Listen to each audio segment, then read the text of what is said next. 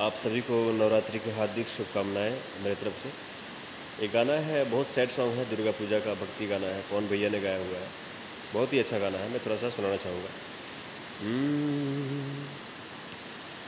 बल का तोहार हाई कैसे विदाई करी, कैसे छोड़ी चुनरी के कोर हो।